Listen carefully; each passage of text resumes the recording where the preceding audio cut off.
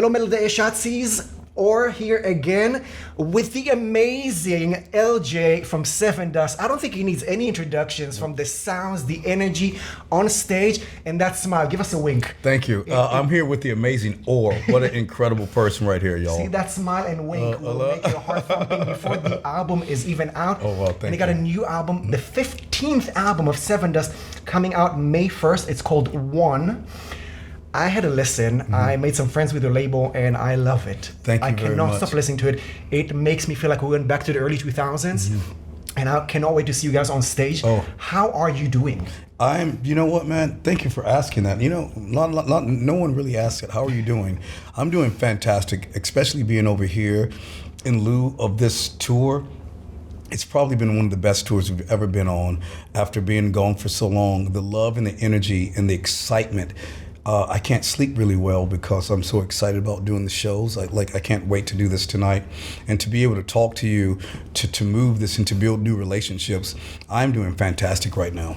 Well, I'm really excited because I think it's been almost 10 years since the last time you've been to Europe. Yes. I think Germany 2011, Yes. Rock am Ring, Rock in Park might yeah. have been the last one. Absolutely. I think UK 2018, that's the last ones I found. Skunk and Nancy, I think we were here with them. Okay. And we did the video for Licking Cream. I believe we filmed it in Munich. And back then, we also got to do TRL. Remember that? And when MTV you did... make me feel old. I know, Vintage. That's funny you say that because I'm a collector and I made up a word, mantiquer. Okay. I'm a mantiquer, so I collect I like antiques that. and mantiques. I like So that. we're mantiquers. Okay. Thank you for making me feel less old. All right, yes, I love exactly. that. We're not old. But as I said, I've been waiting for this for a long time, and the sounds are amazing. Thank you. So let's talk about the album. As we said, One is out May 1st. What is different about it?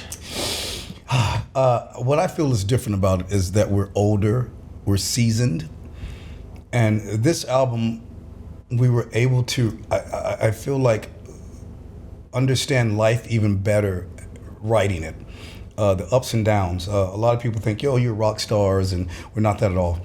We're normal guys that happen to have the magic ability to be able to write music and not be taken for granted right now.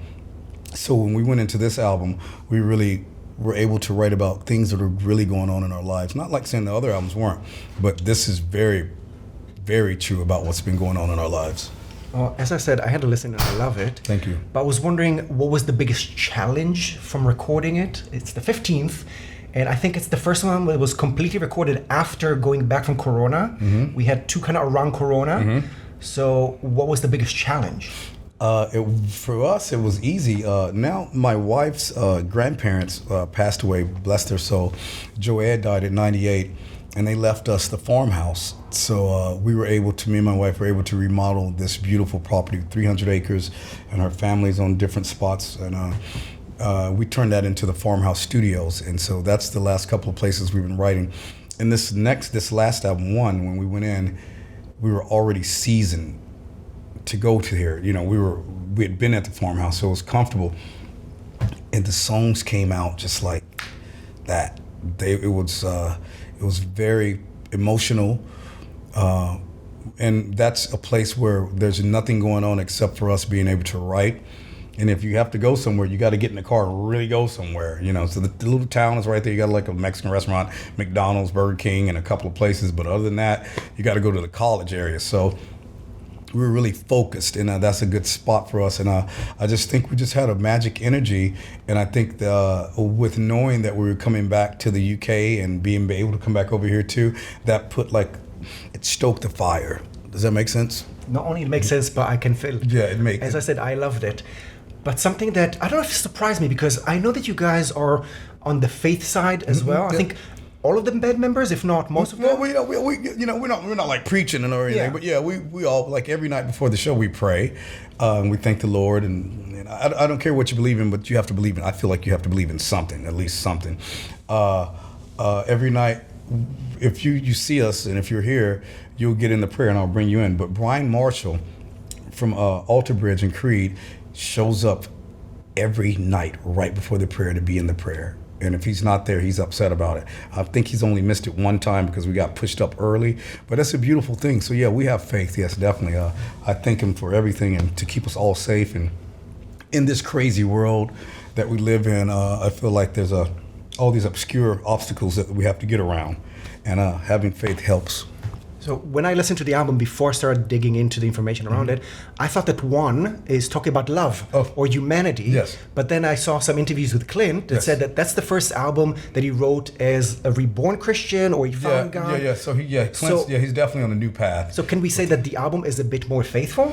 In a sense, I think so, but I don't want to make it like it's all that. But yeah, it's definitely he's on a new path, and I'm very proud of him. And I've always been on that path, so that's always been in my path.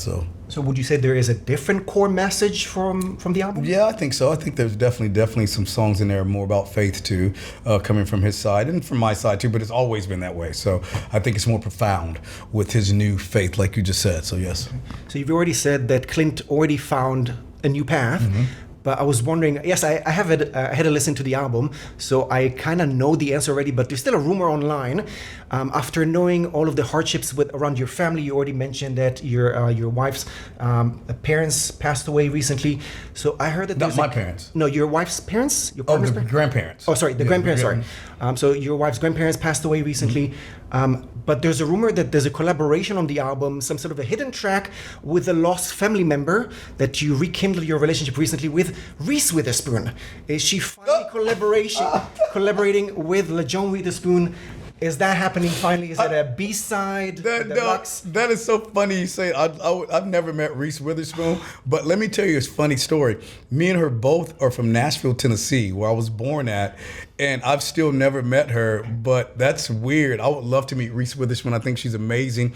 We might be cousins somewhere down the line, even though we still could be related. Eyes. Yeah, really. We're still related somehow, Reese. What's up, girl? So here's a shout out. If Reese Witherspoon is watching this, there's an invitation to collaborate. Right on, yes. That's so funny. I love it. That's amazing. But I was wondering, there's so many sounds around us, also coming from the US. There's this debate and call from the crowd and also from the music industry for musicians to either be more vocal about change, but sometimes also to shut up and focus on the music. You guys were never silent and always vocal about calling out for unity and peace and love. Do you feel like that call needs to be strengthened, that more musicians, more artists need to be more vocal, or focus on the music and just hope for the best? Well, I can't speak for other people. I definitely feel like something you hear me say tonight is I don't get political, but I always say at the end of the day, we all know right from wrong. That's it. And if you think about it like that, no matter what side you're on, you know right from wrong. And so I feel like, people could speak about it, because are we united or are we divided? I feel like more divided, but we need to be united.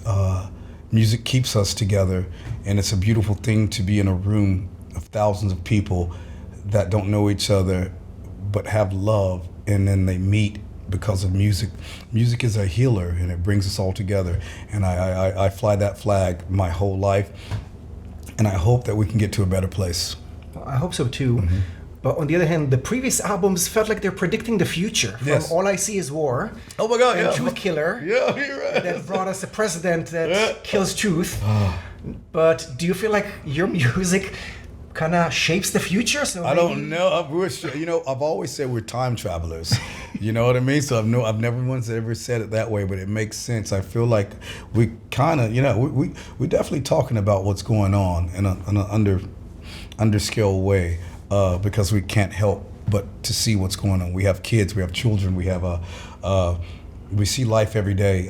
Something's different over here. Being over here, it's more welcoming. It's I don't see a lot of the craziness that I see back over there right now.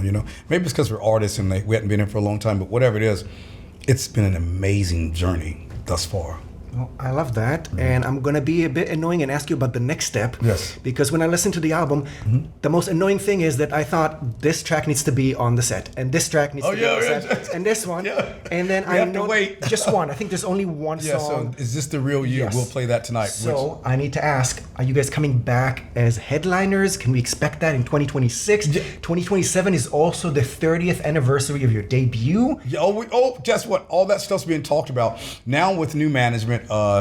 Tim, everybody, Janice Music Group, man, already know that we're coming back, and we're going to come back sooner than we thought. That, you know, they're trying to make out like this 5-year plan. I don't know. I think we'll be back here like a few months after we do the States. Like, we're going to be back over here. We're going to build it build it the way it needs to be built.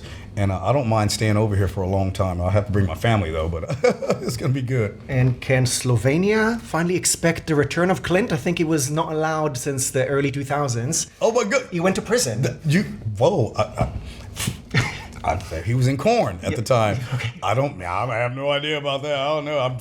I hope he will be able to come back. Okay. Wow, that's crazy. So we'll need to check that border control we'll will check the allow border him control. in. Oh no, they'll probably definitely be like, everybody off the bus. Also, something that kind of did a full circle is Snot. Yes. Are recording new music. They have a new singer that brought me back to Angel Sun. Yes. 26 years, and that was released. And again, Snot is back. How does it make you feel being kind of so close with the band, remembering Lynn Strait, dedicating that song that still gives me goosebumps? And I think it's still on the set when you do the headliner. Yeah, he's one of my best buddies. He was an incredible individual. I think he also recorded with Mikey. Yes, he's incredible. It's weird that you say that, because one of my buddies in Australia just went to go see Snot, and a friend of mine that moved to Australia that lives there now went with my friend that lives in Australia, and they went to Snot, and they were sending me pictures. I have pictures of the whole band and how incredible the Head. They weren't with Head P. They were with someone else. But anyway, they talked about how incredible the show was. I'm so proud of those gentlemen to keep that flag flying and to keep in honor of Lynn too. What a movement. His energy was magic. You know, I feel like we're all magic, but when he came in the room, you felt it. You know what I mean? Like, you know, some people come somewhere and it's like, oh, what's that? And he would come in the room, it was like... Well, he was most of the time naked. Yeah, so he made Sharon Osbourne speechless. Yeah. That doesn't happen very often. He was a crazy guy, and I still can remember the smell of his cigars. And I remember one time we were in New York, and I was on the bus, and I got a text. Back then, we had the little bitty Nokia phones or whatever, and he said, "I'm coming to you." I'm like, okay. He walked from wherever they were at. I forget how far it was, but he walked to hang out with me. And then there's a picture of me and him on that tribute album, and you could see that it was probably 3:00 in the morning. It was a bus call, but we were at some friends of ours' house, Purple and Heather. They've been around forever, and me and him were hanging out, and me and him were hugging, and you could just. That was us. We were just brothers, man, that were loving life as kids, and the experience to us, even back then, to me, if I think about it now, it's like we are so very blessed and so lucky to have been a part of that. And his passing was, for me, was one of the youngest people in our lives to pass away, because we all go through that in this journey of life. And so it was very, very hard. That song was like The Real You, Is This The Real You, was kind of a song like Angel Sun. I didn't have any verses at all. We had the chorus.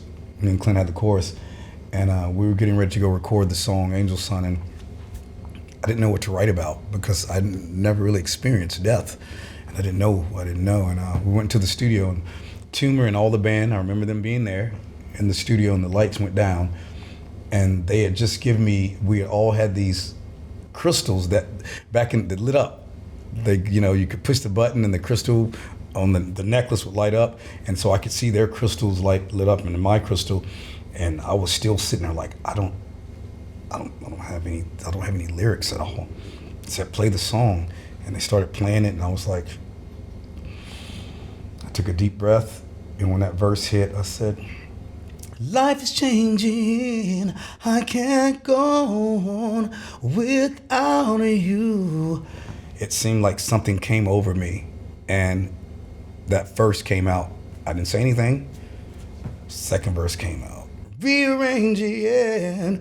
And that's how oh wow, I got chill bumps right now. And not a lot of songs come out that way, but that was definitely divine. Something was happening, and I love that we keep his legacy going on. And you know, not a lot of songs, like I said, happen like that, but that was very special. That's why I chill around. I saw them live with Andy just a couple of months ago. Really? So how's that? It's amazing. Really, yeah. I think that, I mean, obviously people are going to argue about it. right. The same thing with Emily of Linkin Park. That it's obviously not Lynn, but he does a great job. Right. And I'm glad that the boys are back. Yes. And I enjoyed the sound. So I'm really happy It's incredible. that even thinking about that, we still enjoyed the sounds and enjoyed the memories. So I'm very excited for the next chapter and maybe even Sevendust. It's not. Yeah, that would be incredible if we did that again, man. That's a good idea. I have nothing but respect for those gentlemen and much love and congratulations to them. Well, I'm going to try and wrap up on some positive message to the world, trying to make the scene more safe, more welcoming for everyone, either to join us in the mosh pit or to pick up an instrument and be the next generation. From your experience as a musician for a minute, but also as a fan traveling the world, is there anything that we either need to do more or stop immediately for everyone, different genders, different sexuality, different stories, to feel welcome and safe and join us? What you just said is that's what I believe in, man. You'll probably see me tonight, because I grew up in church, and a lot of times I can look out in the crowd and can tell that, we're building a new relationship, and they might not know who you are, but I'll say something like, hey, look at the person beside you and shake their hand or give them the hug, and then they'll do it in the whole room. You could see the vibe just. So the couple that was right here with the guy kind of doing this right here, they're not looking at him like that anymore because you just gave him a hug. So now they're tolerating. So I just feel like just to love each other. That's it. At the end of the day, we're all here. If you don't want me to hang out, I ain't coming to your house if you don't like me. You know what I mean? Like I feel like that division is crazy. I don't have to be around people that don't want me around, but I want to be around people that want to be loved and to have equality and not think that they're better than someone or don't like you because of the color of your skin.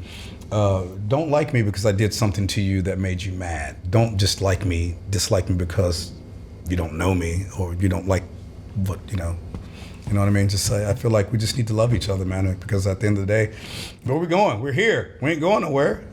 I'm 53 years old. I got kids and stuff, and I want to help them realize that this world is beautiful, and to be able to come over here and to meet you and to meet different people. That's what life to me is all about. I love that. I love that energy. But one tiny thing is still missing. Yes. When are you going to feel safe to release your solo album? Oh my God. It stressed you out. Yes. Should not say that. When Sevendust slows down a little bit, I'm going to release it. But they never slow down. I know. They just keep on going. I know. I did let a couple of songs out, but there's so many more songs that I can't wait. Thank you for even asking that. My wife's like, get it out there. What are you doing? I'm like, stop, calm down. I believe with life and my career in Sevendust, it's like a chess game. So I'm just waiting to make the right move, and then I will do it, and I will say checkmate, and then I'll be out there. Okay, well, Joan, I love being part of that. Yes. Whether it's going to be Sevendust or solo, Yes, thank you. or any collaborations. So many amazing collaborations. You've already mentioned the one with Skunk and Yes, that was great. Licking Cream. We'll just point out that obviously The Amazing One is out May 1st. You guys are going on a headline tour from April 16th around the U.S., around North America, with Atreyu, Fire from the Gods, and the American Adrenaline. It's going to be a great run. So I will probably even suggest that even more after tonight. Yes. So many great things are coming out from Sevendust. Anything else you want to say to fans out there before we say goodbye? Just thank you. What a pleasure and honor to talk to you, Or. Definitely mine. It's incredible to be over here. I love you guys, and I can't wait to get back. Even though we hadn't played tonight, I'm already ready to play the show and to get back. I don't want to leave. It's beautiful. Ich kann sprechen die Deutsch. The amazing LJ from Sevendust. Come and say hello, buy a stage, and give us a hug. Yeah, I will. Thank you very much. Love you. It's been Thank a you, pleasure. brother. It's a pleasure. And thank you for the vegan candy. Woo!